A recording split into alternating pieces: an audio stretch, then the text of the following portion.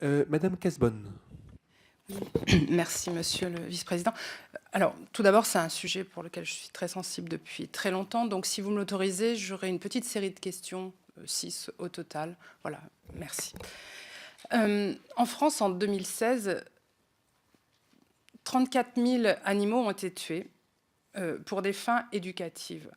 La même année, les universités et centres de formation britanniques n'ont utilisé que 1422 animaux, précisément. On ajoutera qu'en France, le nombre d'animaux utilisés pour l'enseignement et la formation a augmenté de 31% depuis 2010. Et pourtant, on ne saurait prétendre que les étudiants britanniques sont moins bien formés que les étudiants français. Première question, comment expliquez-vous cet écart de 1 à 20 ? Deuxième, est-il possible en France d'apprendre des gestes techniques en médecine et en chirurgie humaine sans utiliser d'êtres vivants ? Si on se reporte sur le site de l'hôpital virtuel de Lorraine, cela semble possible, donc j'aimerais également connaître votre avis sur la question. La troisième, je la reprends également sous cette forme, le CNEA ne pourrait-elle pas, la CNEA ne pourrait-elle pas intervenir activement sur ce point afin que la France obtienne d'aussi bons résultats que la Grande-Bretagne en valorisant les méthodes de substitution dans l'enseignement et la formation et en incitant les pouvoirs publics à soutenir cette transition? Enfin, deux autres questions qui touchent davantage les consommateurs français que nous sommes. Beaucoup de Français donc, sont sensibles au bien-être animal et ne souhaitent plus utiliser de produits cosmétiques ayant été testés sur les animaux. Comment pourrions-nous améliorer l'information du consommateur qui n'est pas suffisante sur les produits que l'on achète? J'ai vécu personnellement encore le cas il y a peu de temps. Personne n'était capable de m'informer si telle marque avait recours à l'expérimentation animale. Donc, comment mettre en avant également les comportements vertueux des entreprises qui respectent une certaine éthique dans ce domaine? Voilà. Et la sixième est un peu plus technique, donc je l'aborderai sur un autre moment si je peux reprendre la parole. Merci, monsieur le vice-président. Merci, chers collègues. Il y a des questions, dans vos questions, il y en a quelques-unes qui touchent à la formation, à l'éducation, qui ne sont pas directement dans le thème de ces tables rondes, plus sur l'expérimentation à des fins de recherche, mais ça n'empêchera pas ceux parmi nos invités qui ont des avis autorisés sur la question, bien sûr, à répondre également à ces questions. Monsieur Chapoutier, pour commencer. Je voudrais revenir sur l'éducation, qui est un point que je défends très souvent, qui est essentiel, parce que nous, on a un certain âge, ceux qui font la vie de demain, c'est les jeunes. Hein. Donc, bien sûr que s'il y a plus d'animaux utilisés pour l'éducation en France qu'en Angleterre, c'est une vieille tradition cartésienne, et c'est pas la gloire de la France. Bien entendu, on peut certainement faire beaucoup mieux en ce qui concerne les animaux utilisés dans l'éducation, même dans l'éducation supérieure. Bien entendu, quelqu'un qui va être amené à manipuler les animaux, un vétérinaire par exemple, a besoin à l'occasion de s'exercer. Mais il y a des gens qui ne se décident pas nécessairement à la recherche expérimentale et quelquefois, qui ont certains certificats, on leur impose des expérimentations qui leur servent à rien. Donc je pense qu'on peut réduire. Je ne pense pas qu'on peut supprimer, je pense qu'on peut réduire. Et alors j'irai plus loin même. L'éducation, c'est essentiel, non seulement dans la réduction du nombre d'animaux, mais dans la formation des jeunes. On parle de l'expérimentation animale.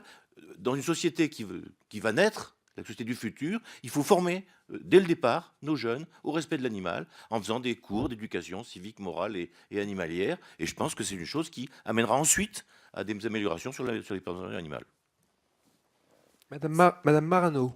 Oui, tout d'abord, en ce qui concerne la formation dans l'enseignement supérieur, on diminue, voire on n'utilise plus d'animaux dans un certain nombre d'universités pour passer vers justement ces méthodes substitutives que vous évoquez, c'est-à-dire beaucoup d'outils sur vidéo et voire de modèles qui ont été reconstitués avec toutes les possibilités qu'on a actuellement d'avoir des modèles qui miment en fait les organes et sans avoir besoin de passer par l'expérimentation animale.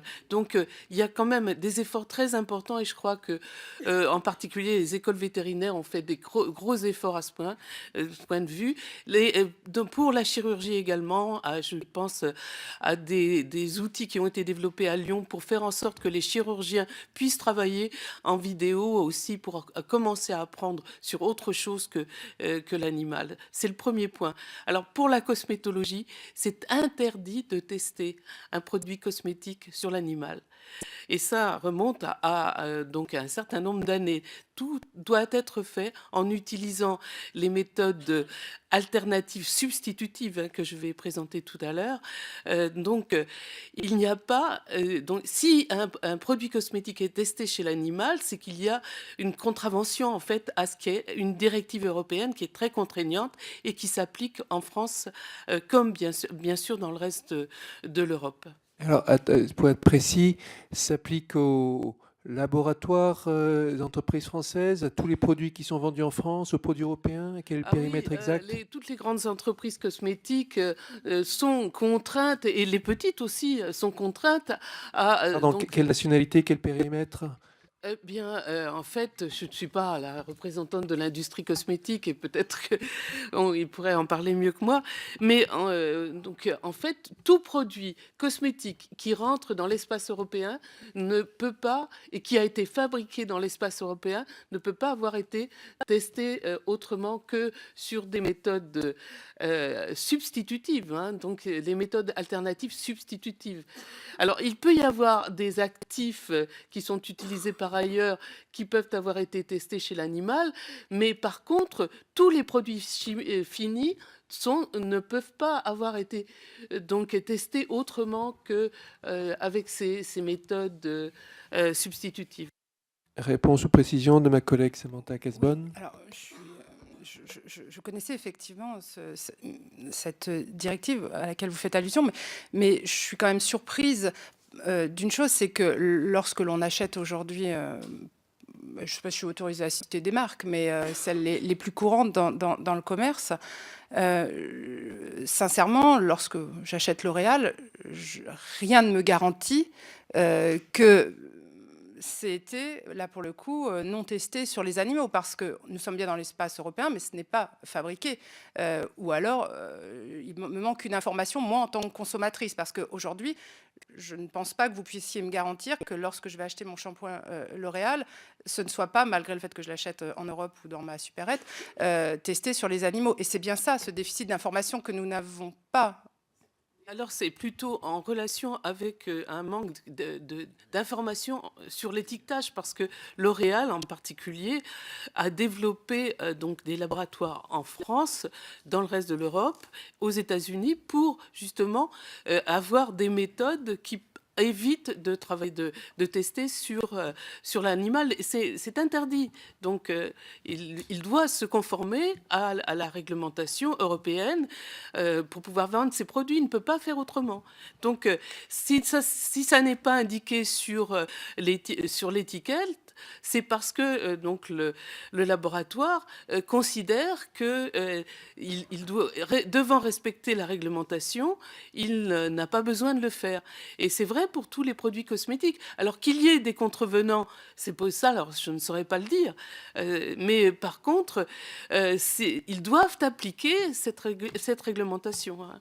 D'accord. Et juste, Alors, oui, juste pour très terminer, vite. et c'est peut-être un petit complément pour répondre à monsieur, et je suis ravie de vos propos. J'ai moi-même été chef d'établissement il y a encore peu, donc dirigé des lycées, et régulièrement j'avais à me battre contre mes professeurs de sciences et vie de la Terre pour que justement on n'utilise pas et avoir recours. Donc je ne sais pas quelle est la position, et je saisirai bientôt l'éducation nationale sur ce point, parce que là encore nous avons de gros progrès de formation à faire, j'ai quand même le sentiment, dans nos écoles supérieures de l'éducation nationale, en tout cas, lorsqu'on apprend le métier de professeur à ce sujet.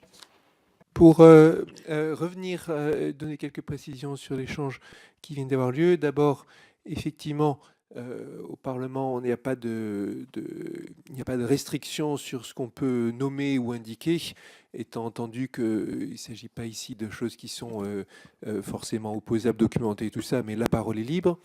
Et puis Madame Marano, que je n'ai pas présentée, qui interviendra dans la seconde table ronde.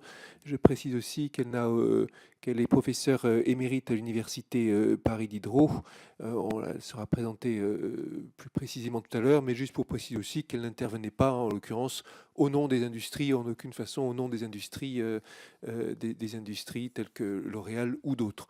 Il y a des demandes de parole rapides, s'il vous plaît, pour qu'on ait du temps pour le débat ensuite, de Monsieur Balançard, puis de Madame Combrisson. Très rapidement, je vais essayer ensuite Hélène pour l'enseignement secondaire et l'utilisation des animaux. C'est juste un mot c'est justement, on parlait d'utilisation des animaux dans le domaine des cosmétiques qui, comme Madame Marano l'a dit, est interdit en Europe sur les produits finis comme sur les composants. Et ça illustre bien la confusion qu'il peut y avoir autour de ces questions, où on a encore des groupes qui présentent des images d'animaux avec du rouge à lèvres, alors que, encore une fois, c'est strictement interdit dans toute l'Europe. Donc on n'a pas le droit d'acheter des cosmétiques, ça n'existe pas, ça n'existe plus. Et effectivement, les cosmétiques qui se prévalent d'un animal barré en disant qu'ils n'utilisent pas d'animaux, ben en fait, c'est le cas de tous les produits dans quelque endroit où vous les achetiez. Voilà. Mais je pense que c'est important de montrer que ça illustre bien, encore une fois, cette confusion qu'il peut y avoir autour de ces questions. Madame Combrisson. Donc moi, je voulais rajouter quelques mots là sur l'utilisation des animaux dans l'enseignement. Alors, il faut bien savoir que dans l'enseignement secondaire, c'est tout à fait interdit et depuis fort longtemps d'utiliser des animaux vivants. Il restait les dissections de souris. Pour ma part, je n'en vois pas bien l'intérêt parce que la dissection de la souris décongelée par rapport à des belles illustrations, je pense qu'on voit quand même pas grand-chose et que ce n'est pas vraiment un matériel qui va inciter les élèves à avoir envie de faire de la science. Bon. C'est une parenthèse. Concernant l'enseignement supérieur, il est obligatoire maintenant que les programmes d'enseignement pratique utilisant des animaux vivants aient le même parcours que les projets de recherche, à savoir passage par les comités d'éthique et passage par une autorisation par le ministère de la Recherche. Et je pense que ce passage-là a fait que ça a remis en question un certain nombre de TP qui étaient inscrits dans les programmes de façon réitérée depuis des dizaines d'années sans qu'on en voit toujours bien l'intérêt, que c'était des programmes qui n'étaient pas très respectueux parfois des animaux.